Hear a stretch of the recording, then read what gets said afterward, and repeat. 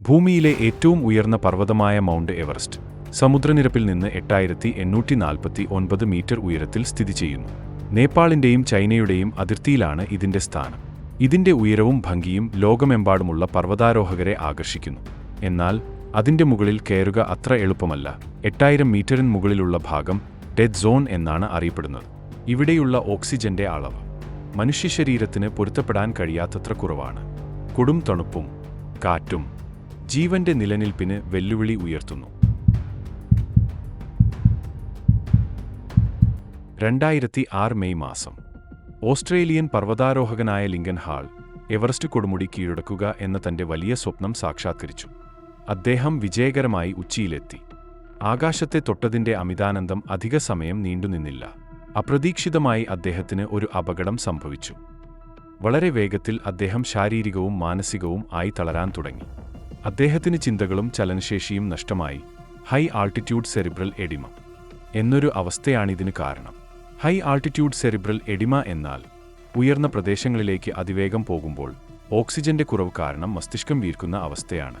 അദ്ദേഹം അവശനായി മഞ്ഞിൽ തളർന്നു വീണു. അദ്ദേഹത്തിന് ചിന്തിക്കാനും സംസാരിക്കാനും ചലിക്കാനും കഴിയുന്നുണ്ടായിരുന്നില്ല. അദ്ദേഹം മരണത്തെ ഓർത്ത് ആ നിലാവ് നോക്കിക്കിടന്നു. അദ്ദേഹത്തിന്റെ ഒപ്പം ഉണ്ടായിരുന്ന ഷെർപ്പകൾ രക്ഷിക്കാൻ എല്ലാവിധ ശ്രമങ്ങളും ചെയ്തു.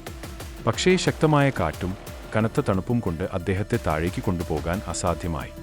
അവർക്കും ജീവൻ സുരക്ഷിതമാക്കേണ്ടത് അനിവാര്യമായതുകൊണ്ട് അവർ ആ ശ്രമം ഉപേക്ഷിച്ചു. അവർ ബേസ് ക്യാമ്പിൽ സന്ദേശം അയച്ചു. ലിങ്കൻ ഹാൾ മരിച്ചു. വാർത്ത പടർന്നു. അദ്ദേഹത്തിന്റെ കുടുംബം ദുഃഖത്തിലായി.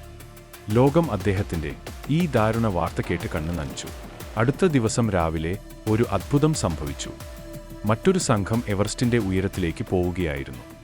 അവരുടെ വഴിയിൽ മഞ്ഞിന്റെ നടുവിൽ ആരോ ഇരിക്കുന്നതായി കണ്ടു. അയാൾക്ക് ഫേസ് മാസ്കും കയ്യുറകളും ഉണ്ടായിരുന്നില്ല.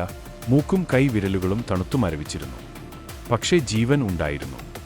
അതെ, അത് ലിങ്കൻ ഹാളായിരുന്നു. ഒരു രാത്രി മുഴുവൻ, അതും മരണമേഖലയായ 8600 മീറ്ററിന്റെ ഉയരത്തിൽ, അദ്ദേഹം അതിജീവിച്ചിരിക്കുന്നു. അത് തികച്ചും ഒരു അത്ഭുതം തന്നെ ആയിരുന്നു. നിങ്ങൾക്ക് എന്നെ ഇവിടെ കാണുന്നത് ഒരു അത്ഭുതമായിരിക്കാം, അദ്ദേഹം മൃദുവായി പറഞ്ഞു. കൊടുമുടി കീഴടക്കുക എന്ന തങ്ങളുടെ സ്വപ്നം പൂർണ്ണമായി ഉപേക്ഷിച്ച് ആ സംഘം അദ്ദേഹത്തെ രക്ഷിക്കാനുള്ള ദൗത്യത്തിലേർപ്പെട്ടു. അവർ അദ്ദേഹത്തെ തങ്ങളുടെ പക്കൽ ഉള്ള ചൂടുള്ള വസ്ത്രങ്ങൾ കൊണ്ട് പൊതിഞ്ഞു, ഓക്സിജൻ നൽകി, താഴേക്ക് ഇറക്കാനുള്ള എല്ലാ സഹായങ്ങളും ചെയ്തു. അദ്ദേഹം രക്ഷപ്പെട്ടു. അദ്ദേഹം പിന്നീട് 6 വർഷം കൂടി ജീവിതം നയിച്ചു. തന്റെ കഥ ലോകത്തിന് അറിയിച്ചു. ആ കഥ ആയിരുന്നു ചിലർക്ക് പ്രചോദനവും ആശ്വാസവുമായത്.